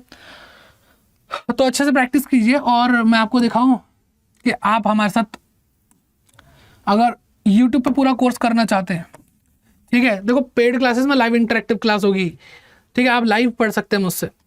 और अगर आप क्या कहते हैं यहाँ पे आएंगे तो आपको रिकॉर्डेड सेशन मिल ही रहे हैं, लेकिन ये सिर्फ और सिर्फ किसके लिए बेटा, ये क्लास 12th के लिए है। CUET में बहुत सारी चीज़ें आ जाती हैं जो आपको पढ़ने की ज़रूरत है, तो उसके लिए आपको समर्थ में ही आ जाना चाहिए। ठीक है, जैसे ही आप कॉमर्स अड्डा पे गए, यहाँ पे आपको क्या करना है भाई, यहाँ पे आपको जाना है प्लेलिस्ट पे। प्लेलिस्ट पे जाने के बाद आपको यहाँ पे क्या दिखाई देगा, आपके छोटे भाई बहनों के लिए 11th क्लास के पूरा 1 शॉट आ चुके हैं। और यहाँ पे आपको क्लास 12 बोर्ड एग्जाम के 1 शॉट दिख रहे हैं। पूरा सिलेबस यहाँ पे अकाउंटेंसी का आपके सामने ये रहा भाई। ठीक है, ये रहा सिलेबस, एक एक चैप्टर हो चुका है, अच्छे से चैप्टर हो चुका है। और जो चैप्टर आप अभी पढ़ रहे हैं उसके अगर फॉर्मूले आपको अच्छे से याद करें 60 मिनट के अंदर, ठीक है, सारे रेशियोज रट जाएंगे, एक वीडियो के अंदर पूरा चैप्टर खत्म है अच्छे से। ठीक, तो आई होप आपको इस सेशन अच्छा लगा होगा। तो बस इसी तरह पढ़ते रहिए और भाई हमारे साथ जुड़े रहिए। और कहाँ मिलोगे भाई, इसी चैनल पर मिलोगे। तो मिलते हैं आपसे नेक्स्ट क्लास में। Bye bye, take care and keep growing. Hello everyone, welcome to commerce Adda 24/7। My name is Aman Mehta और चलिए स्टार्ट करते हैं आज अकाउंटिंग रेशियो का पार्ट 3, जिसमें हम सब कुछ इस चैप्टर का खत्म कर देंगे। सारे कंसेप्ट पढ़ लेंगे क्योंकि इससे पहले हमने इसके बेसिक्स को पढ़ लिया, लिक्विडिटी, सॉल्वेंसी और टर्नओवर रेशियोज को पढ़ लिया है। तो आज किस चीज की बारी है, आज है प्रॉफिटेबिलिटी रेशियोज की बारी और हमारी पूरी है तैयारी क्योंकि हम इसको खत्म करके ही जाएंगे। तो चलिए स्टार्ट करते हैं और एंड में होने वाले कुछ क्वेश्चंस भी, तो जरूर प्रैक्टिस के लिए भी रुके रहिएगा, पूरी वीडियो देखिए ताकि आप अच्छे से चीजों को समझ सकें। तो सबसे पहले हम बात करते हैं प्रॉफिटेबिलिटी रेशियोज होते क्या है। ठीक है, तो these ratios measure the profitability. Obviously नाम जैसा नाम बता रहा है इसका, प्रॉफिटेबिलिटी को बताएंगे कि भाई प्रॉफिट कमाने लायक तुम हो या नहीं हो, कितना प्रॉफिट कमा रहे हो। तो ओवरऑल एफिशिएंसी के बारे में बात हो रही है बिजनेस की यहां पर। और इस कैटेगरी में सात रेशियोज आते हैं, और भी बहुत आते हैं लेकिन यहां पे हमें 7 पढ़ने। ठीक है, तो सबसे पहले हम पढ़ते हैं ग्रॉस प्रॉफिट रेशियो। क्या होता है gross profit ratio? Obviously profits sale से रिलेटेड होते हैं और ये जो प्रॉफिटेबिलिटी रेशियोज हैं वो परसेंटेज में दिखाए जाते हैं, इसलिए हर रेशियो में ऑलमोस्ट हम हर रेशियो में 100 से मल्टीप्लाई जरूर करेंगे। तो जो भी ग्रॉस प्रॉफिट आता है वो यहां पे लिखेंगे, divided by net revenue from operation, that is net sales. ठीक है, नेट सेल्स। तो ग्रॉस प्रॉफिट कैसे आता है? वैसे तो देखो ये बहुत ही आसान है, आपको पता होगा, बट फिर भी बता देता हूं। ट्रेडिंग अकाउंट से आप ग्रॉस प्रॉफिट निकालते हैं। ट्रेडिंग अकाउंट, यहां पे सेल्स आती है, यहां पे क्लोजिंग स्टॉक आता है, यहां पे ओपनिंग स्टॉक आता है, यहां पे परचेजेस आते हैं। ठीक है, यहां पे डायरेक्ट एक्सपेंसेस आते हैं और इन दोनों का जो गैप होता है वो होता है ग्रॉस प्रॉफिट। ठीक है, तो इस तरह से निकालते हैं हम। क्या कर सकते हैं, sale plus closing stock minus opening stock, purchases and all direct expenses. तो इस तरह से हम निकाल सकते हैं। ठीक है, एक और हो सकता है कि भाई हम सेल्स में से COGS माइनस कर ले, मतलब फॉर्मूले बनाने के ऊपर बात होती है, कितने भी बना लो, लेकिन कुल मिला के जो उसका लेना देना ट्रेडिंग अकाउंट से ही है, घुमा फिर आके हम वहीं से चीजों को पढ़ने वाले हैं। ठीक है, चलो जी, तो आई होप यहां तक सारी चीजें समझ में आ चुकी हैं। नेट सेल्स कैसे निकलती है भाई, नेट सेल्स भी बता देता हूं आपको मैं। नेट सेल्स का मतलब होता है total sales minus sales return. तो भाई नेट सेल्स आ जाएगी, बहुत सिंपल है। ठीक, अब बात करते हैं ऑपरेटिंग रेशियो की या फिर ऑपरेटिंग कॉस्ट रेशियो। तो अगर कई बार क्या होता है भाई, ऑपरेटिंग रेशियो लिखा होता है तो ऑपरेटिंग प्रॉफिट ना समझिए, जब तक ऑपरेटिंग प्रॉफिट ना बोले तब तक ऑपरेटिंग प्रॉफिट रेशियो मत निकालना। जब बोले ऑपरेटिंग रेशियो या ऑपरेटिंग कॉस्ट रेशियो तो हम यहाँ पे कॉस्ट की ही बात कर रहे हैं। ठीक है, तो ऑपरेटिंग कॉस्ट होती है, सबसे बड़ा क्वेश्चन तो यही आता है, ऑपरेटिंग वर्ड का क्या मतलब है। तो भाई देखो, ऑपरेटिंग के बारे में अगर हम बात करें तो भाई ऑपरेटिंग जो है ना, ऑपरेटिंग में मेन चीज क्या पढ़नी पड़ती है, जो भी बिजनेस से रिलेटेड, बिजनेस को चलाने से रिलेटेड जो खर्चे होते हैं, इनकम होती है, उनसे निकलने वाला प्रॉफिट या लॉस, वो ऑपरेटिंग प्रॉफिट या लॉस होता है। ठीक है, तो जितने भी ऑपरेटिंग एक्सपेंसेस हैं वही तो ऑपरेटिंग कॉस्ट है। ठीक, अब इसके अंदर क्या है, डायरेक्ट एक्सपेंसेस जो ऑपरेटिंग और जो इनडायरेक्ट हैं, जितने भी डायरेक्ट एक्सपेंसेस होते हैं वो ऑलमोस्ट क्या होते हैं, ऑलमोस्ट क्या 100% वो ऑपरेटिंग नेचर के ही होते हैं, जो डायरेक्टली बिजनेस से कनेक्ट करते हैं, ना कि वो बिजनेस की इन्वेस्टमेंट से कनेक्ट करते हैं, बिजनेस की इन्वेस्टमेंट से रिलेटेड नहीं होते, ना कि बिजनेस की फाइनेंसिंग एक्टिविटी से रिलेटेड होते हैं। ठीक है, तो जैसा कि कैश फ्लो में भी हम यही 3 एक्टिविटीज पढ़ते हैं, तो उसी के ऊपर बेस्ड है ऑपरेटिंग जो नेचर है चीजों का। तो ऑपरेटिंग कॉस्ट में क्या क्या आ जाएगा, ऑपरेटिंग कॉस्ट में सारे डायरेक्ट एक्सपेंसेस आए हैं, यानी मैं सीधा सीधा बोलूं COGS आ जाएगी। और क्या आ जाएगा, अगर हम प्रॉफिट एंड लॉस अकाउंट के अंदर देखें तो प्रॉफिट एंड लॉस अकाउंट के अंदर बहुत सारी फाइनेंस से, इन्वेस्टमेंट से रिलेटेड चीजें भी होती हैं, एक्सपेंसेस होते हैं, उनको हटाने के बाद जो बाकी चीजें बचती है, सैलरी, रेंट, ये सारी चीजें क्या है, ये ऑपरेटिंग नेचर की हैं। तो ये बाकी ऑपरेटिंग एक्सपेंसेस हैं PL वाले, ठीक है। तो ऑपरेटिंग एक्सपेंसेस लिख दूं यहाँ पे PL वाले, ठीक है, PL वाले, ठीक है। वो आता ना छोले भटूरे करोल बाग वाले, तो भाई वो ऐसी दुकानें फेमस होती हैं, तो ऐसी मुझे फीलिंग आ रही है ये बोलते हुए, ठीक है। पांडे जी मथुरा वाले, चलो। तो ये चीज समझ में आ गई। और नीचे वही सेम चीज एक्सप्लेन करी, cost of revenue from operation that is COGS plus operating expenses, ठीक है, यानी पांडे जी मथुरा वाले, divided by net revenue from operation. और इसको हम किससे, net revenue from operation that is net cell से हम डिवाइड कर रहे हैं, इनटू कर रहे हैं हम 100 से। तो इस तरह से चीजें निकल जाएंगी। आपके जो बेसिक्स हैं 11th क्लास के, यहाँ पे बहुत ज्यादा काम आएंगे। अगर आपके वहां पे थोड़ी सी गड़बड़ है तो दिक्कत होगी, बाकी तो भाई ये प्रॉफिटेबिलिटी रेशियोज आसान है। फिर बात करते हैं नेट प्रॉफिट की, तो नेट प्रॉफिट ऊपर आएगा अपॉन में net revenue from operation that is net sales. बार बार बताने की जरूरत नहीं है, नेट प्रॉफिट फिर भी एक बार बता देते हैं। जब आप ट्रेडिंग अकाउंट बनाते हैं तो यहाँ पे ग्रॉस प्रॉफिट आता है, ग्रॉस प्रॉफिट को यहाँ पे ट्रांसफर करते हैं, यहाँ पे सारे इनडायरेक्ट एक्सपेंसेस आ जाते हैं और यहाँ पे बाकी इनडायरेक्ट इनकम्स आ जाती हैं, और ये साइड ज्यादा होती है, ये साइड कम होती है, तो नेट प्रॉफिट आता है। और यही नेट प्रॉफिट यहाँ पे यूज होता है। आई बात समझ में? तो बहुत सिंपल है। जो चीज है जहाँ पे मेहनत लगनी है वहां तो हम लगाएंगे ही। जैसे ऑपरेटिंग के बारे में हमने फिर भी बाकी रेशियोज के कंपैरिजन में अच्छे से बात करी है, ठीक है। बाकी चीजें आपको पता ही है, जो चीज आप बार बार पढ़ चुके हैं उनको दोबारा पढ़ाने का कोई लॉजिक नहीं बनता। अब यहाँ पे बात करते हैं रिटर्न ऑन इन्वेस्टमेंट। क्या बात कर रहे हैं, रिटर्न ऑन इन्वेस्टमेंट, इसको हम क्या बोलते हैं, return on capital employed. Capital employed, capital मतलब पैसा, नॉट कैपिटल का मतलब वो जो सिर्फ बिजनेसमैन दे रहा है, कैपिटल का मतलब पैसा। तो कैपिटल एम्प्लॉयड पे क्या मिल रहा है, तो कैपिटल देखो है किस किस की, एक तो इक्विटी शेयर ने पैसा दिया होगा, प्रेफरेंस शेयर ने पैसा दिया होगा, और जो हमारे लॉन्ग टर्म बोरोइंग है यानी डिवेंचर्स वगैरह, वहां से पैसा आया होगा। तो ओवरऑल जो हमारे पास फंड्स हैं वो कहां से आए हैं, वो हमारी कैपिटल एम्प्लॉयड है। कैपिटल यानी पैसा, एम्प्लॉयड मतलब जो लगाया गया है। अब अगर इक्विटी शेयर होल्डर्स ने पैसा लगाया तो क्या डिवेंचर्स का पैसा नहीं लगा? अगर पैसा लगा है तभी तो बिजनेस चल रहा है। सिर्फ इक्विटी का पैसा लग के इतना बड़ा कारोबार हो रहा नहीं, वहां पे डिवेंचर्स का भी बहुत बड़ा रोल है। आ रही है बात समझ में? फिर क्या होता है बेटा, ऊपर देखो क्या है इसके, कि भाई ये तो हमारा क्या है, कैपिटल एम्प्लॉयड, और उससे कमाया कितना है। अब यहाँ पे इक्विटी है, प्रेफरेंस है, और आपका लॉन्ग टर्म बोरोइंग है जिसपे इंटरेस्ट जाता है, ठीक। अब तो इसीलिए यहां पर हम वो वाला प्रॉफिट लेंगे जिसके अंदर से प्रेफरेंस डिविडेंड माइनस नहीं हुआ, इक्विटी का डिविडेंड माइनस नहीं हुआ, और जिसमें से इंटरेस्ट माइनस नहीं हुआ। और इंटरेस्ट माइनस नहीं हुआ तो टैक्स भी माइनस नहीं होगा, ठीक है, टैक्स भी माइनस नहीं होगा। तो net profit before interest, tax, preference dividend, ठीक है। और इनका तो डिविडेंड अभी सब यही 3 चीजें होती है, बाकी इसके बाद तो जो बचता वो देखा जाता है, ठीक है। तो इसलिए आप यहाँ पे नेट प्रॉफिट कौन सा लोगे जिसमें से इंटरेस्ट माइनस नहीं हुआ, टैक्स माइनस नहीं हुआ और प्रेफरेंस डिविडेंड माइनस नहीं हुआ। क्वेश्चन करेंगे, ज्यादा क्लैरिटी आएगी। और सारे रेशियोज के क्वेश्चंस तो आज की वीडियो में नहीं होंगे। अगर आपको प्रैक्टिस करनी है तो कमेंट बॉक्स में कमेंट करके जाइए और आपको लाइव आकर के प्रैक्टिस कराएंगे, टेंशन मत लेना, ठीक है। फिर आता है earning per ratios. Earning per ratio, जैसे आप 4 भाई थे, मतलब 4 भाई हो मान लो, और आपके पापा ने आपको 40 रुपए दिए, तो हर एक मतलब चारों को, तो पर भाई कितने रुपए मिले?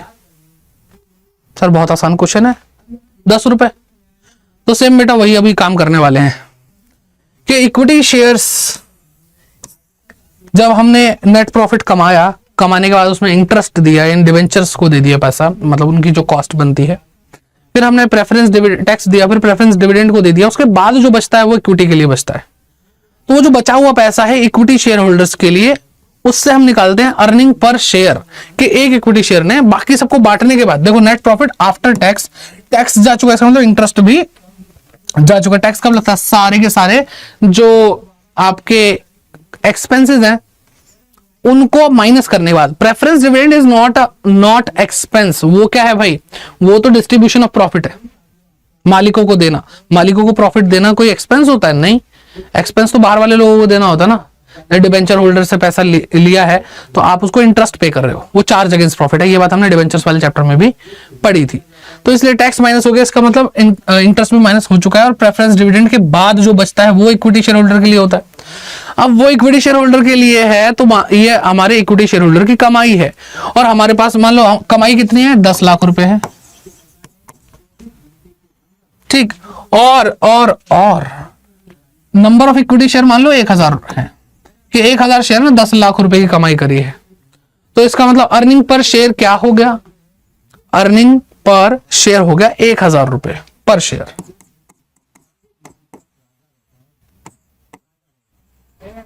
ठीक है, इस तरह से निकालना बहुत आसान है। फिर आता है डिविडेंड पर शेयर, जितना कमाया जरूरी नहीं उतना मिले, तो डिविडेंड क्या है, जो मिल रहा है। तो डिविडेंड पर शेयर डीपीएस, वो था ईपीएस। तो क्या होता है भाई, जितने भी कंपनी के आउटस्टैंडिंग शेयर है जिनको हमने रिडीम नहीं करा है, ऑब्वियसली उन्हीं को मिलेगा। तो जितना टोटल डिविडेंड बांटा जा रहा है और जितने बचे हुए कंपनी के शेयर्स हैं वो नीचे लिखे जाएंगे। और यहां पर क्या है भाई, बायबैक से, क्योंकि इक्विटी शेयर रिडीम नहीं हो तो बायबैक हो सकता है, ठीक है, इसलिए मैं कह रहा हूं बचे हुए शेयर। तो टोटल डिविडेंड अपॉन में आउटस्टैंडिंग शेयर ऑफ कंपनी, तो ये भी बहुत आसान है। एंड फिर आता है प्रॉफिट अर्निंग रेशियो, बहुत ही इंपॉर्टेंट रेशियो है। अभी इसकी फीलिंग मतलब इसकी इंपॉर्टेंस आपको फील नहीं होगी, आगे चल के आपको फील होगी।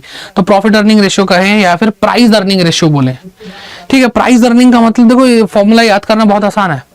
प्राइस अर्निंग किसने कमाया होगा, मतलब जो अर्निंग पर शेयर है, यानी इक्विटी शेयर में जो पैसा कमाया उसकी एक्चुअल मार्केट वैल्यू क्या है, इसलिए प्राइस और अर्निंग, प्राइस अपॉन में अर्निंग, प्राइस अपॉन में अर्निंग। अर्निंग क्या है, अर्निंग पर शेयर, जो अभी हमने निकाला ईपीएस, लास्ट टू लास्ट जो हमने निकाला वो, और ऊपर उसकी वैल्यू क्या है वो हम डिवाइड करेंगे तो पीई रेशियो आ जाएगा कि भाई जो हमारा शेयर है वो कमा जितना रहा है उसकी कमाई के कंपैरिजन में उसकी वैल्यू कितनी है, ये रेशियो बताता है। तो इस तरह से भाई देखो सारे रेशियो हो गए हैं, ये 7 रेशियो को मैंने एक्सप्लेन करा। आई होप आपके माइंड में वो सारी पिक्चर्स क्लियर होंगी, किस तरह से रेशियो याद रखेंगे। बहुत आसान था, बहुत आसान था। ज्यादातर जो रेशियोज थे उनका सेल्स से रिलेशन था, और बाकी ईपीएस डीपीएस और जो पीई रेशियो हमने पढ़ा वो थोड़ा डिफरेंट था। तो आई होप आपको वो भी याद हो जाएगा। वो मतलब कॉमन सेंस पे है। अर्निंग पर शेयर, भाई शेयर ने कितना कमाया, तो शेयर के नंबर नीचे ऊपर जो शेयर ने कमाया, बताया ना 4 भाइयों वाला एग्जाम्पल। तो वैसे सिंपल चीज है। अब हम क्या करें, from the following information calculate operating ratio. हमें क्या निकालना भाई, ऑपरेटिंग रेशियो निकालना है, ठीक है। तो cost of revenue from operation आपको नेट सेल रखे। ऑपरेटिंग रेशियो निकालते कैसे हैं, ऑपरेटिंग रेशियो हम निकालते हैं, ऑपरेटिंग रेशियो कैसे निकालते हैं, COGS plus operating expense upon में नेट सेल्स यानी रेवेन्यू फ्रॉम ऑपरेशन इनटू में 100। तो अब आप देखो यहाँ पे ग्रॉस प्रॉफिट दे रखा है आपको, यहाँ पे सेल्स रिटर्न दे रखा है और आपको सेल्स दे रखी है। तो सेल्स में से ग्रॉस सेल्स दे रखी है, हाँ। तो ग्रॉस सेल्स में से मैं क्या माइनस करूंगा बेटा, मैं माइनस करूंगा यहाँ पे सेल्स रिटर्न, ठीक है। तो क्या आ जाएगा, नेट सेल्स आ जाएगी, ठीक है, नेट सेल्स आ गई। तो कितना है, gross sales 88,000 divided by minus 8,000, तो 80,000 रुपए आपकी क्या है, नेट सेल है, सेल्स रिटर्न माइनस होगा। फिर cost of revenue from operation in COGS, क्या ये COGS है, कितना है 52,000, ओके। और फिर बात करते हैं यहाँ पे ऑपरेटिंग एक्सपेंसेस की, वो क्या है 18,000 है, इनटू क्या होगा 100 होगा, क्या हुआ 70 हुआ, डिवाइडेड बाय 80,000 इनटू में 100, 0 से 0 गए। 425 अगर होता है, 425 अगर 100 होता है तो 12.5 100 होगा। फिर इसको इससे मल्टीप्लाई करेंगे तो 12 से 84 होता है भाई, और ये 3.5, तो 87.5% आ रहा है आपका ऑपरेटिंग रेशियो, ठीक है।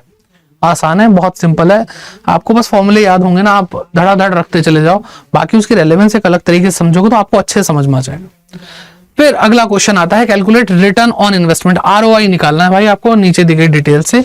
तो ROI बोलो या capital return on capital employed बोलो, तो कैसे निकालते हैं, ROI इज इक्वल टू आपको निकालना है नेट, ऊपर क्या लिखा, net profit before interest tax and preference dividend divided by capital employed into में 100। आई बात समझ में? चलिए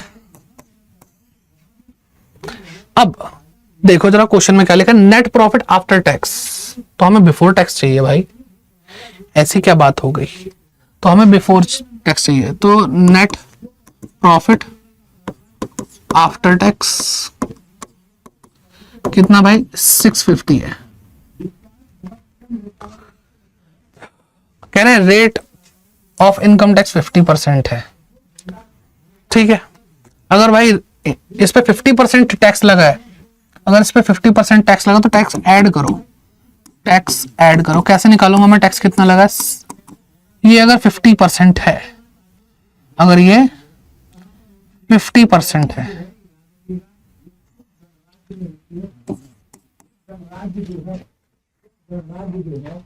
तो ये इसको लिखने की भी क्या जरूरत है? अगर ये 50% है तो आधा ही तो बचा, आधा टैक्स लग गया और आधा ये बचा हुआ है, तो टैक्स भी इतना ही लगा है। अगर 6,50,000 हमारा प्रॉफिट है आफ्टर 50% टैक्स, तो 100% क्या होगा? 1,30,000।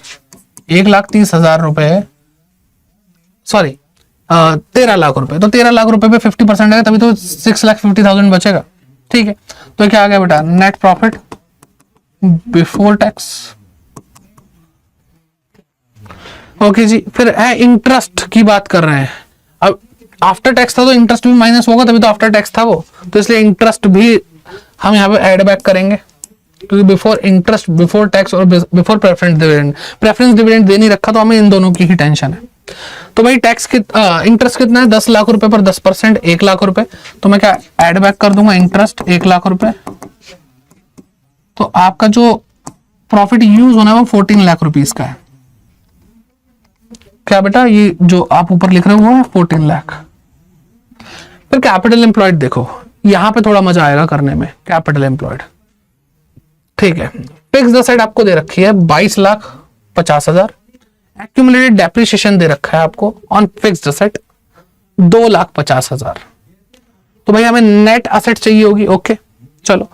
करंट असेट हमें दे रखी है 12 लाख रुपए की, ठीक है। आपको कैपिटल एम्प्लॉयड निकालनी, तो आपको टोटल असेट निकल सकती है। टोटल असेट कैसे निकलेगी?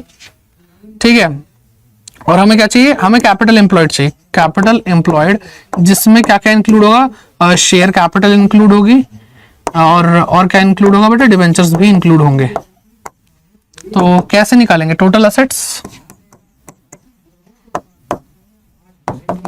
माइनस आपको जो क्वेश्चन में गिवन है करंट लायबिलिटी गिवन है, क्योंकि आपको यहाँ पे ये नहीं बताया कि शेयर कैपिटल कितनी है, आपको सिर्फ डिबेंचर्स के बारे में बताया, ठीक है। तो करंट लायबिलिटी कितनी है वो माइनस हो जाएगी यहाँ पे। अब क्या है?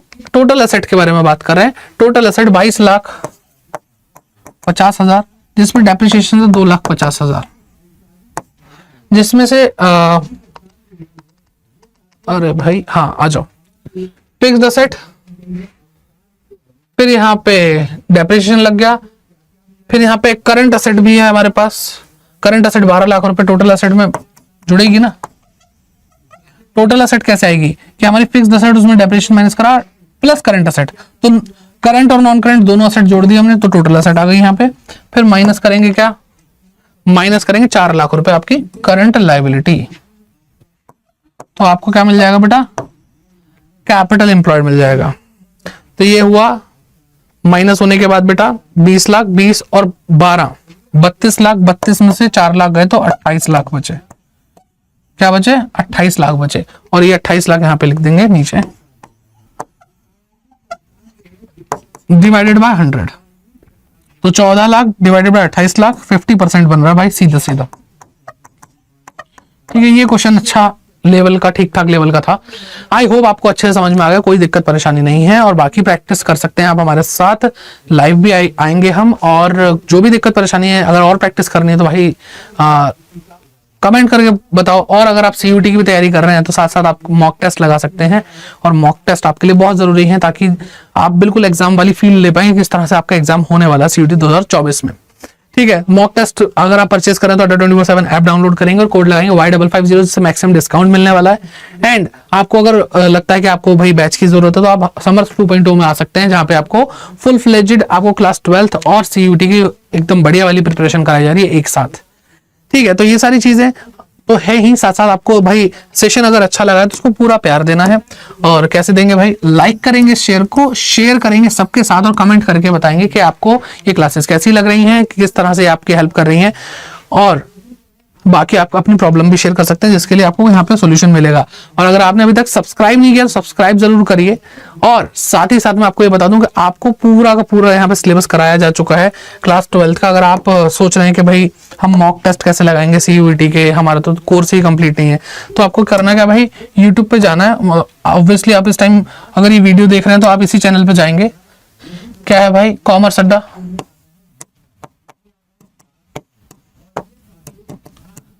कॉमर्स अड्डा 24/7।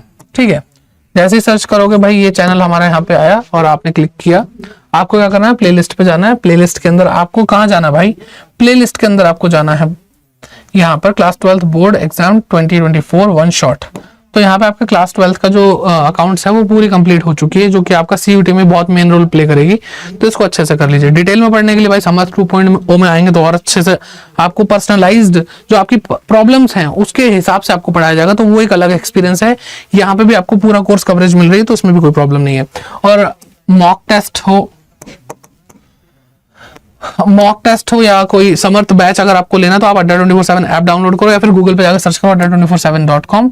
फिर आपको ऑल कोर्सेज पे क्लिक करना, अंडर ग्रेड एंट्रेंस एग्जाम पे क्लिक करना, CUT सिलेक्ट करना है, कॉमर्स पे जाना है। कॉमर्स पे जैसे जाएंगे यहाँ पे आपको समर्थ दिख जाएगा। समर्थ पे क्लिक करने के बाद आपको कोड लगाना, जो भी प्राइस आपको दिख रहा है वो आपको और कम होकर के मिलेगा। तो यहाँ पे पूछ रहा है एंटर कूपन कोड, हम क्या लगाएंगे Y550। ठीक है, रिमेंबर। और जैसे ही अप्लाई करा ये 6639 का हो जाएगा। डिस्काउंट आपका बढ़ चुका है। डिस्काउंट आपको मिल रहा है कितना बेटा, 1359 रुपए के आसपास का।